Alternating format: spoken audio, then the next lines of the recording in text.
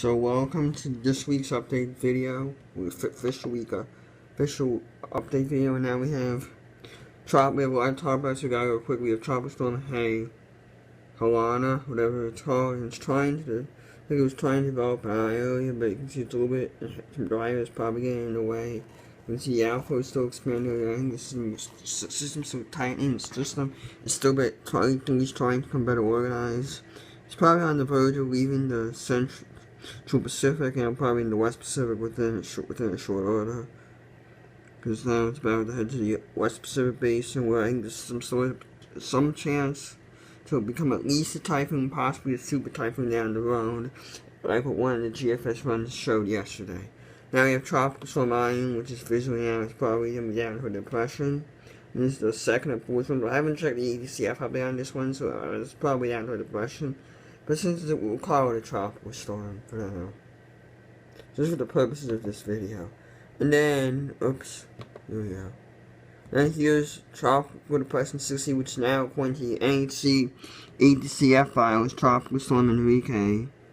You can see it's becoming better organized, and the TFB numbers were at 2.5, I believe, but SAB was at 2.0 due to constraints. I do not like the Dvorak constraints in this situation. The reason is because the Dvorak constraints are mostly based on Recon and the Western Pacific. That's how Dvorak was mostly built off of.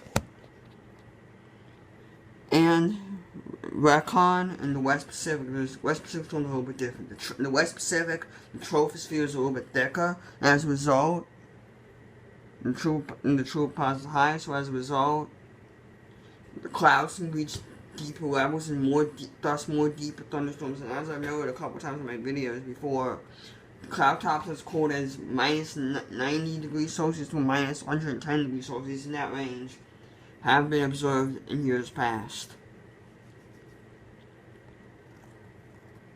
You can see now, as a result, those kinds of deep, that's one of the reasons why, and as a result, when it gets an eye pattern, that can kind of result in some shifts. Like the system does not only need for Cat 5 status technically on the Dvorak, okay, the system needs a cold medium gray rain and a dark gray eye on a Dvorak enhanced. And a dark gray eye is about minus 40 degrees Celsius, so there's flaws within it. And I've seen storms reach those flaws in the past. But anyhow, back to the system. Another reason why I don't like is that these Western Pacific monsoon systems, sometimes their winds lag a little bit behind organization more than these Eastern Pacific or Atlantic systems. Even some Western Pacific systems, as indicated by ASCAT. Like I personally thought, based on ASCAT, Chanham, Nakaka, and Linfa, all those three Western Pacific systems all probably formed a little bit earlier than what was indicated just due to the fact of ASCAT. I might even go as far as saying that Invest 84W thing near Chanham might have briefly been a system based on ASCAT data that confirmed the presence of a closed circulation, even though it was a bit elongated. At least in my eyes, it being elongated doesn't matter much. Now we have Tropical Storm Dolores. The NHC operates a 45-knot system, then revised its best track database, so now it's gone down to around 40 knots. You can see it's becoming better, too. It's trying to become better. You can see some spin trying to form around 16 degrees north. And you can see it kind of has that look. I mean, the alpha is looking a little restricted now, maybe not to the north due to land interaction. There is a tropical storm watch from, I believe it was Cardins to, I think, Manzanillo. I think so. Well, this southwestern portion, and I think for a number of reasons they could be in store for some gale force winds. I mean, you can see it did look a little bit better last night, however. You can see it did look a little bit. There was this nice CDO that's forming. The CDO's falling apart somewhat. But I still think there's probably at least some decent indication the storm is building in Iroquois as we speak. And I think there's expectations for the system remains, at least in my eyes, pretty high. I mean, the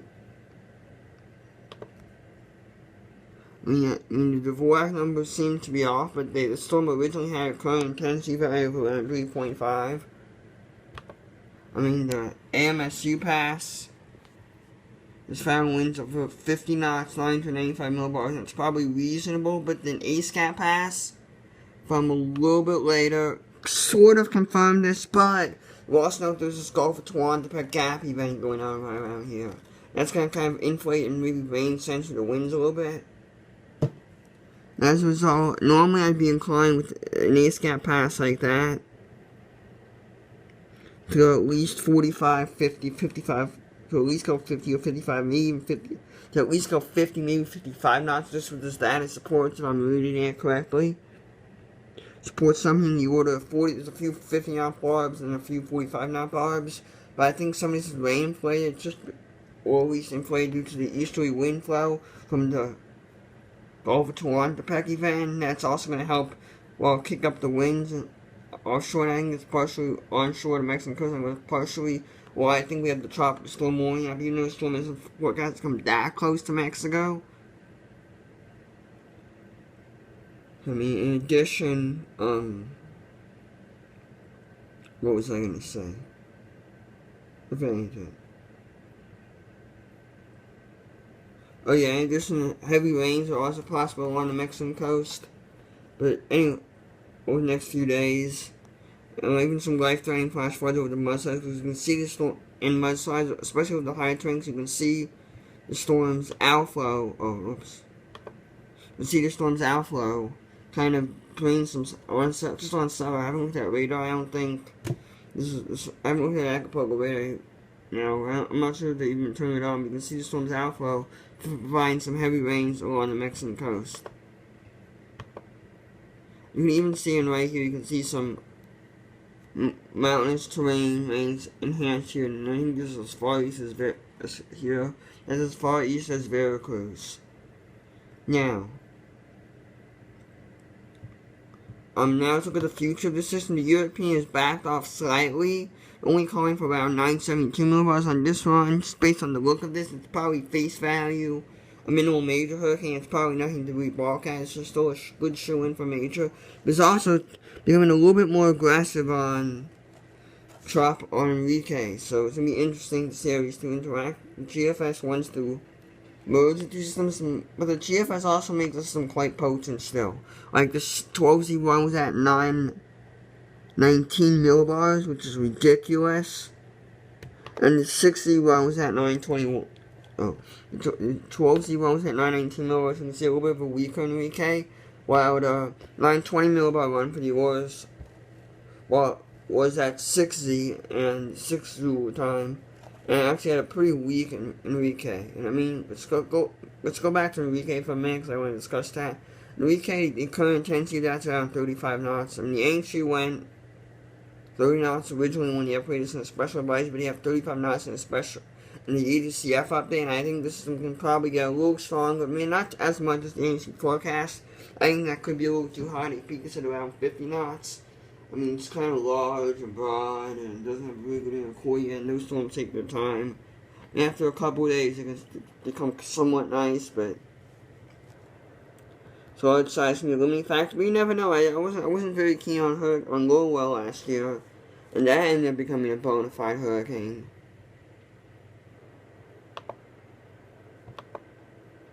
And after this, and then if you were not showing the time, you'd think this is Enrique, but it's not.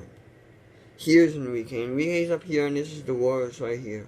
Now, this is our new monster that we can potentially deal with, not this week, but next week, as the European ones have gone bullish on, and they've even started hinting at a Guillermo down to the south here.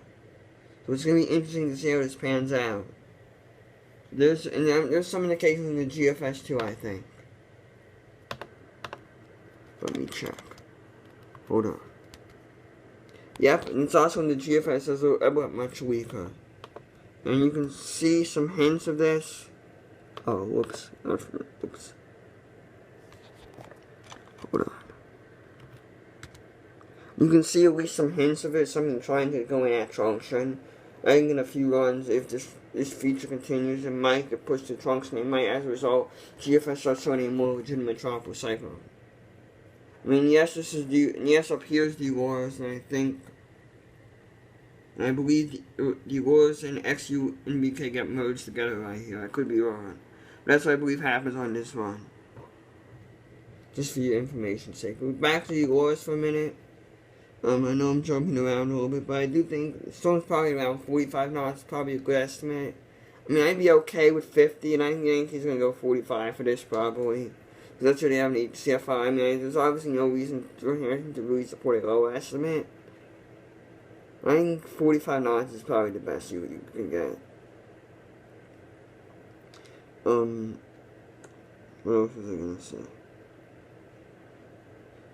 I mean, I do think intensification should be pretty steady for the system in general. And as a result, I think we can see some intensification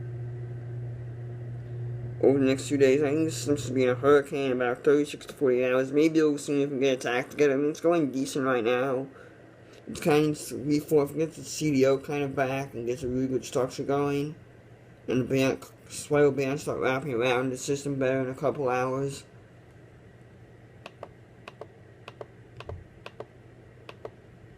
I mean, I think I really like some chances of becoming, I really like some chances of becoming a hurricane by Tuesday.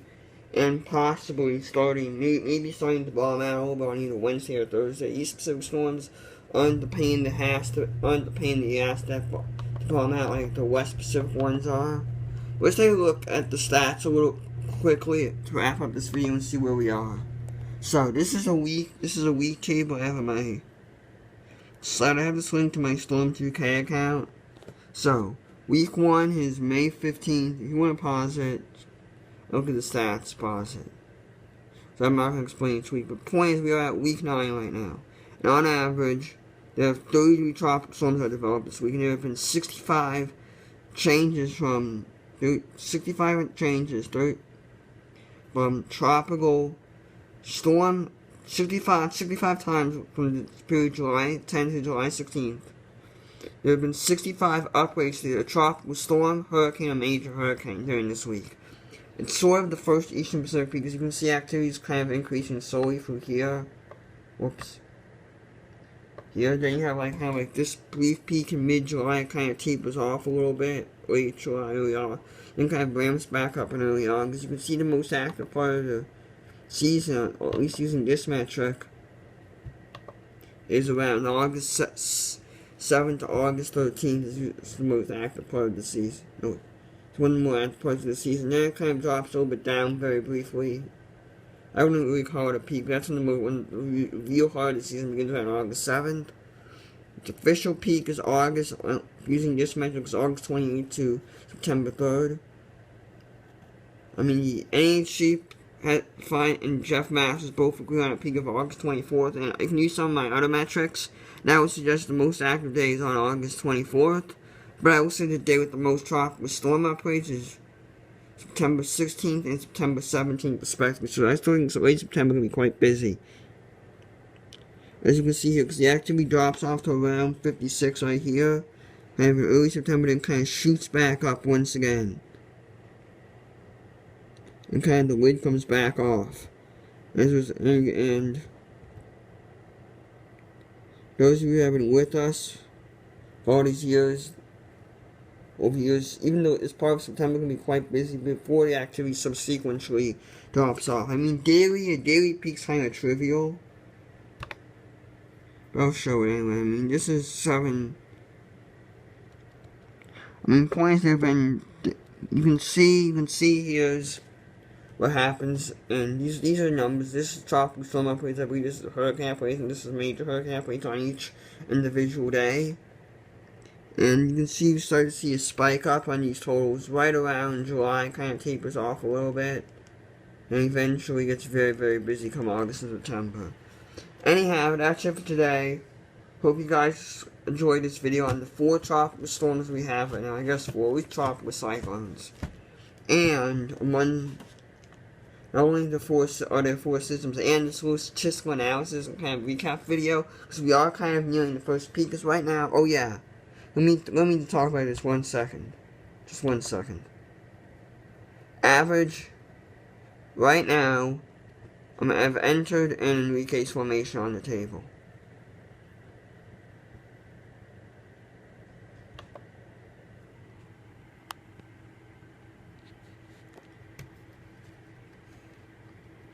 So this is the formation day of its first storm in 2014-15. This is the second, this is the third, this is the fourth, this is the fifth, this is the sixth, this is the seventh, this is the eighth, and so on. Note that these totals do include the Central Pacific. So I mean, it's noteworthy here. And you can see these on average in the inactive year, these events typically occurred in either August, like they launched in the 2000s, the 8th storm of the season, or in a few cases, or in 2010's case, September, or in a few other cases in like September. Even then, the active year they tend to occur a little bit more earlier, like each storm, like in late July or August. So even if I compare it to an active year season, despite the moaning I've done, this season's been one of the most active. I mean, 1992 is the most active season on record. They had this 8th storm by September 14th. I mean, we're officially, mathematically, 1/4 through the season right now. So therefore, we have 8 storms hypothetically, in theory, multiply that by 4, we can get 28 storms. I'm not saying we'll get 28 storms, I still think we'll get around 19, 22, that range.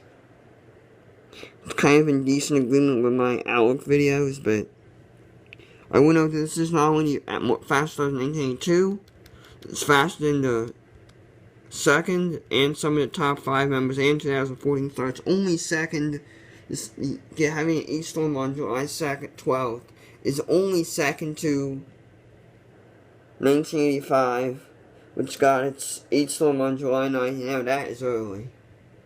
The point is, in addition, we've had 5 systems in the past 4 days. 5. That rivals an outburst of 1988. So here's the 1988 5-storm outburst. Was it 4?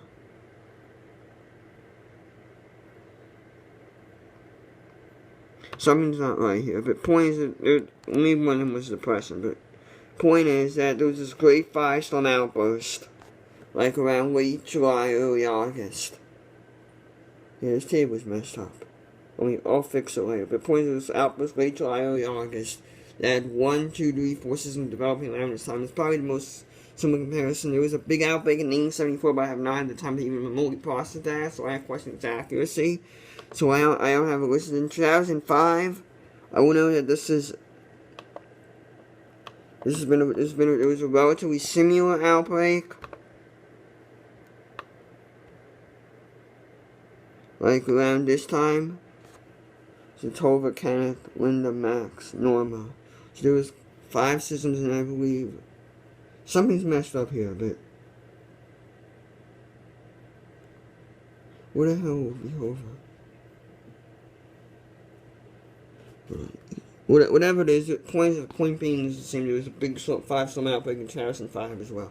Anyhow, now I can wrap up this video for good. Hope you guys enjoyed it. Okay, bye.